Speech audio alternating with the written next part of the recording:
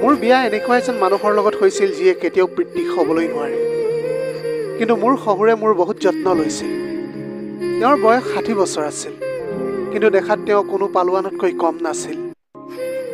মোৰ স্বামীয়ে বেছিভাগ সময় তেওঁৰ অফিচতে কটাইছিল। সেইবাবে মোৰ শহুৰে মোৰ প্ৰায় যত্ন লৈছিল। তেওঁ এতিয়া চাৰিওফালৰ পৰা মোৰ ভালদৰে যত্ন লৈছিল। বিয়া হোৱাৰ 5 মাহ পিছতে মোৰ গাটো বেয়া হ'বলৈ ধৰিছিল। যেতিয়া মোৰ স্বামীয়ে মোক হস্পিটেললৈ বুলি লৈ গ'ল, তেতিয়া ডাক্তৰে মোৰ স্বামীক ক'লে যে অভিনন্দন, আপোনাৰ পত্নী মাক হ'বলৈ ওলাইছে। এয়া সাধাৰণ দম্পতীৰ কাৰণে সকলোতকৈ ডাঙৰ সুখৰ খবৰ হ'ব। কিন্তু আমি দুয়ো শুনি এই কথাটো আচৰিত হৈ পৰিছিলোঁ। আৰু যেতিয়াই গম পালোঁ যে এই সন্তানটো কাৰ, তেতিয়া মই একেবাৰে মৰি যোৱা যেন হৈ গৈছিলোঁ। কাৰণ মোৰ নাম ৰেখা। মোৰ বয়স প্ৰায় 30 বছৰ আছিল। মোৰ এতিয়ালৈকে বিয়া হোৱা নাছিল, কাৰণ মোৰ মা দেউতা সৰুতে ঢুকাইছিল। মই মোৰ ভনীবিলাকৰ ভিতৰত সকলোতকৈ ডাঙৰ আছিলোঁ। মই এটা সৰু কোম্পানীত চাকৰি কৰি নিজৰ লগতে ভনী দুজনীৰো পোহপাল দি আছিলোঁ। লাহে লাহে মই মোৰ 2জনী ভনীকে বিয়া দিলোঁ, কাৰণ আগতে মই বিয়া হোৱা হ'লে তেওঁলোকৰ চোৱা চিতাৰ বাবে কোনোৱেই নাথাকিব। সেইকাৰণে সঠিক বয়সত মই তেওঁলোকক বিয়া দি বিদায় কৰি দিলোঁ। এতিয়া ঘৰখনত মই অকলেই থাকি গৈছিলোঁ। এই নিসংগতাৰ কাৰণে এতিয়া মোৰো কাৰোবাৰ প্ৰয়োজন অনুভৱ হ'বলৈ ধৰিছিল। এতিয়া মোৰ জীৱনত এনেকুৱা এজন সংগীৰ প্ৰয়োজন হৈছিল, যিয়ে মোৰ নিসংগতা দূৰ কৰি মোৰ জীৱনটো সুখেৰে ভৰাই তুলিব। এনেইতো এইবিলাক চিন্তা কৰা মা দেউতাৰ কাম, কিন্তু মোৰ মা দেউতা বহুত আগতেই এই সংসাৰৰ পৰা গুচি গৈছিল। ইতিমধ্যে মোৰো বয়স অলপ বেছি হৈ গৈছিল। সেইবাবে এতিয়ালৈকে মোৰ ওচৰলৈ কোনো ভাল সম্পৰ্কও অহা নাছিল। এদিন মই বজাৰলৈ গৈছিলোঁ। তেতিয়া মই তাত মোৰ পুৰণি বান্ধৱী এগৰাকীক লগ পালোঁ। তাইৰ বিয়া হৈ গৈছিল আৰু তাইৰ ল'ৰা ছোৱালীও হৈছিল। তাই মোক মোৰ বিয়াৰ কথা সুধিবলৈ ধৰিছিল। তেতিয়া মই তাইক ক'লোঁ যে মোৰ বিয়া হোৱা নাই। বহু দেৰি এনেকৈ কথা পতাৰ পিছত তাই ক'লে যে তাইৰ এজন ভায়েক আছে, যাৰ বয়সটো প্ৰায় 40 বছৰ হৈ গৈছে। ইতিমধ্যে তেওঁৰ বিয়া হৈ গৈছিল, কিন্তু তেওঁৰ পত্নীয়ে তেওঁক এৰি মাকৰ ঘৰলৈ বুলি গুচি গৈছিল, কাৰণ তেওঁ কেতিয়াও বাপেক হ'বলৈ নোৱাৰিছিল। তেওঁৰ ঘৰত টকা পইচাৰ কোনো অভাৱ নাছিল, কিন্তু যেতিয়াৰ পৰা কিছুমান সম্পৰ্কীয় এই কথাটো গম পালে যে, তেতিয়াৰ পৰা তেওঁৰ কাৰণে সম্পৰ্ক অহাটো বন্ধ হৈ গ'ল, আৰু এতিয়া তেওঁ এনেকৈ আছে। এইবিলাক কথা শুনি মোৰ মনলৈ এটা কথা আহিছিল। তেতিয়া মই মোৰ বান্ধৱীক ক'লোঁ যে তুমি যদি তোমাৰ ভাইৰ লগত মোক বিয়াখন কৰাই দিয়া, তেতিয়াহ'লে মই তোমাক কথা দিবলৈ পাৰোঁ যে মই কেতিয়াও তেওঁক এৰি নাহোঁ, আৰু তেওঁক কোনো টান কথা মই কেতিয়াও নকওঁ। তেতিয়া তাই আচৰিত হৈ মোক সুধিলে যে তুমি সকলো সত্য গম পোৱাৰ পিছতো তাৰ লগত বিয়া হ'বলৈ কিয় সাজু হ'লা? মই তাইক ক'লোঁ যে তুমিতো জানাই মোৰ সৰু ভনী দুজনীৰো বিয়া হৈ গ'ল। তেতিয়াৰ পৰা মই ঘৰখনত এতিয়া একেবাৰে অকলশৰীয়া অনুভৱ কৰিবলৈ ধৰিছোঁ। এনেকৈ জীয়াই থকাতকৈ ভাল এজন তেওঁৰ সংগী হৈ যাওঁ মই, আৰু তেওঁ মোৰ সংগী হৈ পৰিব। এনেকৈনো মই কেতিয়ালৈকে অকলে থাকিম? এতিয়া মোৰো কাৰোবাৰ সংগৰ বহুতেই প্ৰয়োজন হৈছে। সন্তান নহ'লেনো কি হ'ল? কমেও জীৱনৰ এই যাত্ৰাত আমি দুয়োজনে অকলশৰীয়াটো কেতিয়াও নহওঁ। মোৰ বান্ধৱীয়ে মোৰ কথাটো শুনি বৰ সুখী হৈ পৰিছিল। তাই তেতিয়া ক'লে যে যদি তুমি মান্তি হৈছা, তেনেহ'লে মোৰ কোনো আপত্তি নাই। আৰু এনেও এইখন ঘৰত এগৰাকী নাৰীৰ বহুতেই প্ৰয়োজন আছিল। তেওঁৰ মাকো বহুদিন আগতেই ঢুকাইছে, আৰু এতিয়া তেওঁ তেওঁৰ বুঢ়া দেউতাকৰ লগতহে থাকে। যদি তুমি সেইখন ঘৰলৈ যোৱা, তেতিয়া সেই ঘৰৰ সৌন্দৰ্যতা আকৌ ঘূৰি আহিব। তাৰপিছত তাই আকৌ ক'লে যে এতিয়া মই মোৰ ভাইৰ লগত কথা পাতি তোমাক সকলো জনাম, আৰু এনেও তুমি এইখন বিয়া হ'ব বুলি ধৰি লোৱা, কাৰণ মোৰ ভাই তোমাৰ দৰে এজনী ছোৱালীয়ে বিচাৰে। তেওঁ এই সম্পৰ্কটো কেতিয়াও মানা নকৰে। এনেকৈয়ে দুদিনৰ পিছত মোৰ বান্ধৱীয়ে মোৰ ঘৰলৈ আহিল, আৰু এইবাৰ তাই বহুতে আনন্দিত নিচিনা মই দেখিবলৈ পাইছিলোঁ। তাই ক'লে যে মোৰ ভাই তোমাক বিয়া কৰাবলৈ সাজু হৈছে, কিন্তু তেওঁ এটা চৰ্ত ৰাখিছে। মই তেতিয়া কৌতূহল হৈ সুধিলোঁ যে কি চৰ্ত ৰাখিছে তেওঁ? তাই তেতিয়া ক'লে যে মোৰ ভাই মাত্ৰ এইটোৱে বিচাৰে যে এইখন সমাজে যাতে তেওঁৰ এই কথাটো কেতিয়াও গম নাপায়। মই তেতিয়া ক'লোঁ যে তুমি একেবাৰে চিন্তা নকৰিবা, মই এই কথা কেতিয়াও কাকোৱেই নকওঁ। তাৰপিছত এনেকৈ মোৰ আৰু শচীনৰ বিয়াখন হৈ গ'ল। মোৰ সকলো সম্পৰ্কীয় এতিয়া ভাবি চিন্তিত হৈ পৰিছিল যে এই অকলশৰীয়া ছোৱালীজনীয়ে ইমান এটা ভাল সম্পৰ্ক কেনেকৈ পালে। মই মোৰ স্বামী নপুংসক বুলি মোৰ ভনী দুজনীকো কোৱা নাছিলোঁ। মোৰ স্বামীৰ এই গোপনীয়তাক মই মোৰ বুকুতে ৰাখিবলৈ চেষ্টা কৰিছিলোঁ। এনেদৰে আমাৰ বিয়াখন ভালকৈ হৈ গৈছিল। আৰু তাৰ পিছত মই বিদায় হৈ শচীনৰ ঘৰলৈ বুলি গুচি গ'লোঁ। শহুৰৰ ঘৰত উপস্থিত হৈ মই বৰ আচৰিত হৈ গ'লোঁ, কাৰণ এই ঘৰটো এটা অট্টালিকাতকৈ কম নাছিল। মই সপোনতো ভবা নাছিলোঁ যে মোৰ বিয়াখন ইমান এখন ভাল ঘৰলৈ হ'ব বুলি। সেইকাৰণে মই ভিতৰি ভিতৰি বহুত সুখী হৈ পৰিছিলোঁ। সকলো ৰীতি নীতি হৈ যোৱাৰ পিছত মই মোৰ কোঠাত প্ৰৱেশ কৰিছিলোঁ, য'ত আমাৰ প্ৰথম নিশাৰ বাবে কোঠাটো ধুনীয়াকৈ সজোৱা হৈছিল। মই কইনাৰ সাজত মোৰ স্বামীলৈ বৰ আগ্ৰহেৰে বাট চাই আছিলোঁ। কিছু সময়ৰ পিছত শচীনে কোঠালৈ আহিল, কিন্তু তেওঁক অলপ চিন্তিত যেন লাগিছিল। হয়তো নিজৰ ভিতৰৰ দুৰ্বলতাৰ কাৰণে মনটো বেয়া কৰি আছিল। এতিয়া মই তেওঁৰ মনৰ কথাটো বুজিবলৈ পাৰিছিলোঁ। সেইবাবে মই তেওঁৰ কাষলৈ গ'লোঁ, আৰু তেতিয়া মই তেওঁক বিশ্বাস দিলোঁ যে এই কথাবিলাক কেতিয়াও কোঠাটোৰ বাহিৰলৈ নাযায়, আৰু মোৰ ফালৰ পৰা আপোনাৰ ওপৰত না কিবা প্ৰভাৱ পৰিব এই বুলি আপুনি একোৱেই চিন্তা নকৰিব। মোৰ কথাবিলাক শুনাৰ লগে লগে শচীনৰ মুখত হাঁহি বিৰিঙি উঠিছিল। তেওঁ এতিয়া মোৰ ওচৰত আহি বহিছিলহি, আৰু মোৰ হাতখন তেওঁৰ হাতত লৈছিল। তেতিয়া তেওঁ মোৰ হাতত এটা ডাঙৰ হীৰাৰ আঙুঠি পিন্ধালে আৰু ক'লে যে, ৰেখা, তোমাক পোৱাৰ পিছত মোৰ এনেকুৱা লাগিছে যেন মই পৃথিৱীৰ সকলোৱেই পাই গ'লোঁ। তেওঁৰ কথাবিলাক শুনি ময়ো বহুত সুখী হৈ পৰিছিলোঁ, কাৰণ শচীন বহুত এজন ভাল ব্যক্তি আছিল। যেতিয়াৰ পৰা তেওঁ মোৰ জীৱনলৈ আহিছিল, তেতিয়াৰে পৰা মোৰ জীৱনত সকলো ভালকৈ চলিবলৈ ধৰিছিল। এতিয়া শচীনৰ লগত মোৰ জীৱনৰ সুখবিলাক ঘূৰি আহিছিল। শচীনে মোক ইমানেই মৰম কৰিছিল যে মই মোৰ আগৰ জীৱনৰ সকলো দুখ পাহৰি গৈছিলোঁ। শচীনে মোক তেওঁৰ প্ৰথম পত্নীৰ বিষয়ে সকলো কথা কৈছিল। শচীনে মোক কৈছিল যে বহু দিনলৈকে যেতিয়া তেওঁলোকৰ এটা সন্তান হোৱা নাছিল, তেতিয়া তেওঁলোকে ডাক্তৰক দেখুৱাইছিল। ডাক্তৰে ক'লে যে শচীনৰ গাত বহুতো দুৰ্বলতা আছে আৰু তেওঁ কেতিয়াও পিতৃ হ'বলৈ নোৱাৰে। যেতিয়া এই কথাটো শচীনৰ প্ৰথম পত্নী প্ৰিয়াই গম পালে, তেতিয়া তাই শচীনক এৰি নিজৰ ঘৰলৈ বুলি গুচি গ'ল। এই সকলোবিলাক হোৱাৰ পিছত শচীন একেবাৰে ভাগৰি পৰিছিল, আৰু তেওঁ ভাবি লৈছিল যে তেওঁ আৰু কেতিয়াও দ্বিতীয় বিবাহ নকৰাব। এতিয়া মই শচীনৰ পৰিস্থিতি ভালকৈ বুজিবলৈ পাৰিছিলোঁ, কিন্তু মোৰ মনৰ কোনোবা নহয় কোনোবাখিনিত এটা সন্তানৰ হেঁপাহ আছিল, আৰু মই এইটোও ভালকৈ জানিছিলোঁ যে এয়া একেবাৰে সম্ভৱ নহয়। এনেকৈয়ে দিনবিলাক বাগৰিবলৈ ধৰিছিল। এতিয়া মই এনেকৈ একেবাৰে মন লগাই শচীন আৰু তেওঁৰ দেউতাকৰ যত্ন ল'বলৈ ধৰিছিলোঁ। সন্ধিয়া সময়ত আমি তিনিও বহি একেলগে চাহ খাইছিলোঁ, আৰু ৰাতি একেলগে বহি ভাত খাইছিলোঁ। শচীনে এটা প্ৰাইভেট কোম্পানীত জব কৰিছিল, সেইকাৰণে প্ৰায় তেওঁ ঘৰলৈ আহোঁতে দেৰি হৈছিল। যেতিয়া মোৰ অকলে অকলে আমনি লাগিছিল, তেতিয়া মোৰ শহুৰ দেউতাই আহি মোৰ লগত কথা পাতিবলৈ ধৰিছিল। এনেকৈ আহি মোৰ লগত কথা পাতি তেওঁৰ মনটো ভাল লাগিছিল, আৰু মোৰো সময় ভালকৈ পাৰ হৈ গৈছিল। এদিন ৰাতিৰ সময় আছিল। শচীনে অফিচৰ পৰা আহোঁতে বহুত দেৰি হৈ গৈছিল। মই ঘৰৰ সকলো কাম কাজ কৰি নিজৰ কোঠালৈ গুচি গ'লোঁ, আৰু বিচনাতে বাগৰি মোবাইলটো চাই আছিলোঁ। তেনে সময়তে কেতিয়া মই টোপনি গুচি গ'লোঁ মই গমেই নাপালোঁ। কিছু সময়ৰ পিছত যেতিয়া মই সাৰ পালোঁ, তেতিয়া মই দেখিলোঁ যে মোৰ শহুৰে মোৰ কোঠাৰ ভিতৰত ইফালে সিফালে ঘূৰি ফুৰিছে।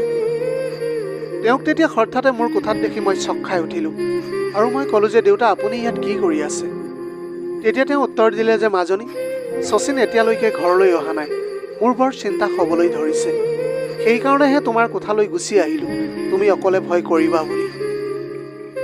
এতিয়া মোৰ তেওঁৰ কথাটো একেবাৰে সত্য যেন নালাগিছিল, কাৰণ যেতিয়া মই শুই আছিলোঁ তেতিয়া মই মোৰ গাৰ ওপৰত এখন চাদৰ উৰি লৈ শুইছিলোঁ, কিন্তু এতিয়া সেই চাদৰখন মোৰ গাত নাছিল।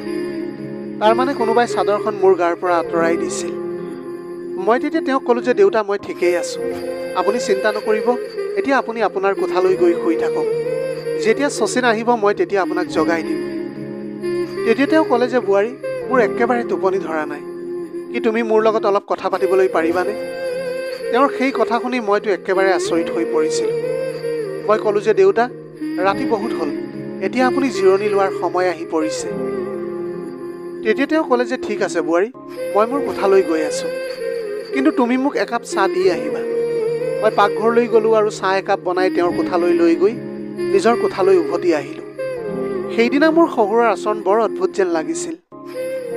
লাহে লাহে মোৰ বিয়াৰ 4 মাহ পাৰ হৈ গৈছিল, কিন্তু কিছুদিনৰ পৰা মোৰ অনুভৱ হৈছিল যে মোৰ অৱস্থাটো একেবাৰে ভাল নাই। মোৰ অৱস্থা দেখি শচীনে মোক গালি পাৰিবলৈ ধৰিলে যে, তুমি ইমান দুৰ্বল কিয় হৈ গৈছা? হয়তো তুমি ভালকৈ খোৱা বোৱা নকৰা। আজি মই তোমাক ডাক্তৰৰ ওচৰলৈ লৈ যাম। ডাক্তৰক এতিয়া তোমাক ভালকৈ দেখুৱাম আৰু তেওঁৰ পৰা দৰৱ লৈ ঘৰলৈ গুচি আহিম। মই ডাক্তৰৰ ওচৰলৈ যাবলৈ বিচৰা নাছিলোঁ, কিন্তু শচীনে মোৰ কথা একোৱেই নুশুনিলে আৰু মোক জোৰ জবস্তি কৰি ডাক্তৰৰ ওচৰলৈ লৈ গ'ল। ডাক্তৰে মোৰ চেকআপ কৰিলে আৰু চেকআপ কৰাৰ পিছত তেওঁ এনেকুৱা কিবা এটা ক'লে যিটো শুনি আমি স্বামী স্ত্ৰী দুয়োৱে আচৰিত হৈ পৰিছিলোঁ। ডাক্তৰে তেতিয়া শচীনক ক'লে যে মোৰ ফালৰ পৰা অভিনন্দন জনালোঁ, আপোনাৰ পত্নীগৰাকী মাক হ'বলৈ ওলাইছে। এক সাধাৰণ স্বামী স্ত্ৰীৰ কাৰণে এই খবৰটো তেওঁলোকৰ জীৱনৰ সকলোতকৈ ভাল খবৰ হ'বলৈ পাৰে, কিন্তু আমি দুয়ো এই খবৰটো শুনি একেবাৰে নিথৰ হৈ পৰিছিলোঁ। কথাটো শুনাৰ পিছত মই আৰু শচীনে বৰ অদ্ভুত চাৱনিৰে ইজনে আনজনৰ ফালে চাই আছিলোঁ, কাৰণ আমি দুয়োৱে এই কথাটো ভালকৈ জানিছিলোঁ যে শচীনে কেতিয়াও পিতৃ হ'বলৈ নোৱাৰে। তেনেহ'লে আচলতে এই সন্তানটো কাৰ? শচীনে সেই সময়ত মোক একো নক'লে। তেওঁ এতিয়া ডাক্তৰৰ হাতৰ পৰা ৰিপৰ্টটো ল'লে আৰু একো নোকোৱাকৈ মোৰ হাতত ধৰি গাড়ীলৈকে মোক লৈ আহিল। ৰাস্তাটো তেওঁ মোক একোৱেই নক'লে আৰু ময়ো একো বুজিবলৈ পৰা নাছিলোঁ যে আচলতে এইবিলাক কি হৈ আছে।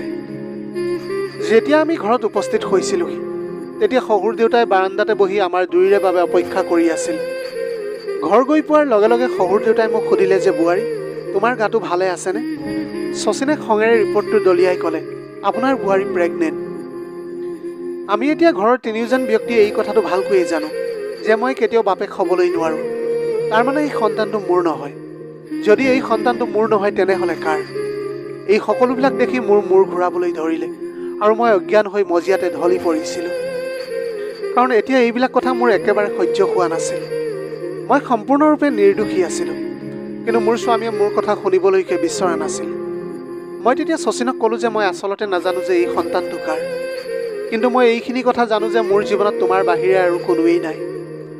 শচীনে খঙতে গৰজি উঠিলে আৰু ক'লে, তুমি একেবাৰে মনে মনে থাকা। আজি মই বুজিবলৈ পাৰিছোঁ যে আচলতে তোমাৰ বিয়াখন কিয় হোৱা নাছিল। যদি মই গম পালোহেঁতেন যে তুমি এনেকুৱা ছোৱালী, তেনেহ'লে মই কেতিয়াও তোমাক বিয়া নকৰালোহেঁতেন। কিন্তু মই ইমানো বুৰ্বক নহয় যে কাৰোবাৰ পাপক নিজৰ নাম দিম।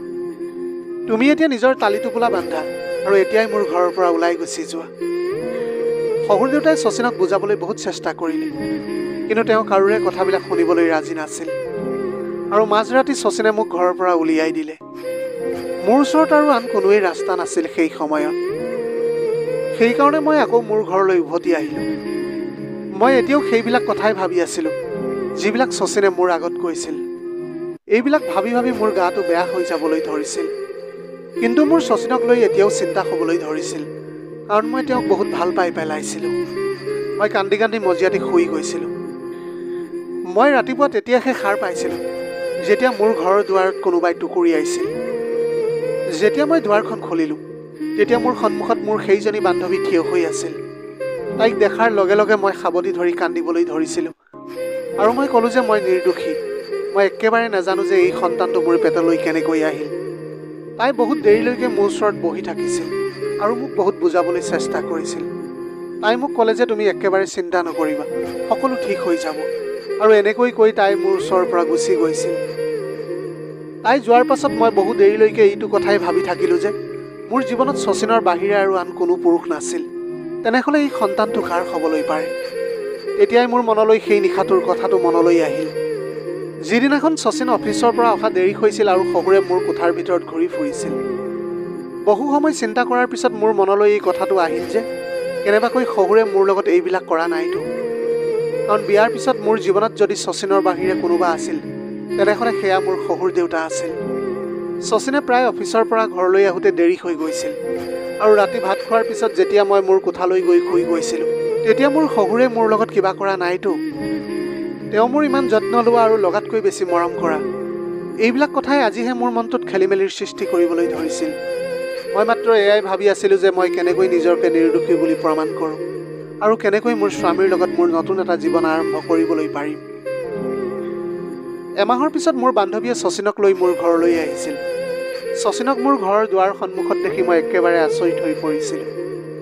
মই একো বুজিব পৰা নাছিলোঁ যে আচলতে মোক শচীনে নিবলৈ কেনেকৈ আহিল, কিন্তু মোৰ বাবে এইটোৱেই যথেষ্ট আছিল যে মই আকৌ শচীনৰ জীৱনলৈ ঘূৰি যোৱাৰ সুযোগ এটা পাইছোঁ। মই একো নোকোৱাকৈ তেওঁলোক দুয়োৰে লগত গাড়ীত বহি শহুৰৰ ঘৰত উপস্থিত হ'লোগৈ। মই যেতিয়া ঘৰ পালোঁ তেতিয়া দেখিলোঁ যে গোটেই ঘৰখন ফুলেৰে সজোৱা আছিল। শহুৰ দেউতাই এতিয়া ফুলৰ মালাৰে মোক স্বাগতম জনালে। মই এই সকলোবিলাক দেখি আচৰিত হৈ পৰিছিলোঁ যে আচলতে এইবিলাক কি হৈ আছে। মোৰ বান্ধৱীয়ে মোক বৰ মৰমেৰে আঁকোৱালি ল'লে আৰু ক'লে যে তোমাক বহুত বহুত ধন্যবাদ যে তুমি মোক পেহীয়েক হোৱাৰ সুযোগ দিলা। তুমি এই পৃথিৱীৰ সকলোতকৈ বেছি সুখ মোক দিলা। মই আচৰিত হৈ শচীনৰ ফালে চাই ৰৈছিলোঁ। শচীনে তেতিয়া লাজতে তলমূৰ কৰিছিল। মোৰ বান্ধৱীয়ে এতিয়া মোক সকলো সত্য কথাটো ক'লে। তাই ক'লে যে দেউতাৰ তোমাৰ ওপৰত সম্পূৰ্ণ বিশ্বাস আছিল যে তুমি এগৰাকী খুব ভাল ছোৱালী। সেইকাৰণে তেওঁ দাদাক আকৌ সেই লেডি ডাক্তৰজনৰ ওচৰলৈ পঠিয়াই দিলে। দাদাই ডাক্তৰগৰাকীক ক'লে যে মেডাম, আপুনি মোক কৈছিল যে মই কেতিয়াও পিতৃক হ'বলৈ নোৱাৰোঁ, কিন্তু মোৰ দ্বিতীয় পত্নী কেনেকৈ প্ৰেগনেণ্ট হৈছে, তেনেহ'লে এনেকুৱা কেনেকৈ হ'বলৈ পাৰে? তেতিয়া সেই ডাক্তৰগৰাকীয়ে দাদাক ক'লে যে আচলতে আপোনাৰ কোনো সমস্যা নাছিল। আপোনাৰ প্ৰথম পত্নীয়ে আপোনাক এৰি যাবলৈ বিচাৰিছিল। সেইকাৰণে তাই আপোনাক এনেকুৱা দৰৱ দিছিল যাতে সকলো দুখ আপোনাৰ ওপৰত জাপি দিবলৈ পাৰে আৰু আপোনাৰ পৰা ঢেৰ টকা পইচা আদায় কৰিবলৈ পাৰে। তাই টকা দি মোৰ পৰা ভুল ৰিপৰ্ট বনাইছিল। শচীনে এতিয়া মোৰ ওচৰত তেওঁ কৰা কাৰ্যৰ বাবে ক্ষমা বিচাৰিছিল, কিন্তু মোৰ তেওঁৰ ওপৰত কোনো অভিযোগ নাছিল, কাৰণ তেওঁৰ ঠাইত আন কোনোবা হোৱা হ'লেও চাগে এনেকুৱাই কৰিলেহেঁতেন। মই মোৰ ননদক সাৱটি ধৰিলোঁ আৰু তাইক বহুত ধন্যবাদ জনালোঁ। মই শহুৰ দেউতাৰ ভৰি চুই সেৱা কৰিলোঁ, কাৰণ তেওঁৰ বিষয়ে মই বহুত বেয়াকৈ ভাবিবলৈ ধৰিছিলোঁ। তেওঁ মোৰ মূৰত হাত থৈ ক'লে, মাজনী, এই সম্পৰ্কবিলাক মুঠেই ঠুনুকা হয় আৰু আমি এই সম্পৰ্কবিলাক বৰ মৰমেৰে বান্ধি ৰাখিবলগীয়া হয়। কেতিয়াবা এটা সাধাৰণ ভুলৰ কাৰণে বহু গভীৰ সম্পৰ্কও এটা মুহূৰ্ততে ভাঙি চুৰমাৰ হৈ যায়। এইখন ঘৰ তোমাৰ আৰু এতিয়াৰ পৰা সদায় তুমি এইখন ঘৰ ৰাণী হৈ থাকিবা। প্ৰিয় দৰ্শক, এয়াই আছিল আজিৰ কাহিনীৰ ভাগ। আজিৰ ভিডিঅ'টি কেনেকুৱা লাগিলে জনাব। যদি ভাল লাগিল তেনেহ'লে লগৰ বন্ধু বান্ধৱীসকলৰ মাজত শ্বেয়াৰ কৰিবলৈ নাপাহৰিব। আপোনালোকৰ গোটেই জীৱনটো হাঁহিৰে উপচি পৰক। পাৰিলে দুখীয়াজনক অলপ সহায় কৰিবলৈ চেষ্টা কৰিব। আপোনালোকৰ অকণমান সঁহাৰিয়ে যদি কোনোবা এজন দুখীয়াৰ জীৱনটো সলনি কৰিবলৈ পাৰে, তাতকৈ পুণ্যৰ কাম আৰু এই পৃথিৱীত একোৱেই হ'ব নোৱাৰে। Have a nice day.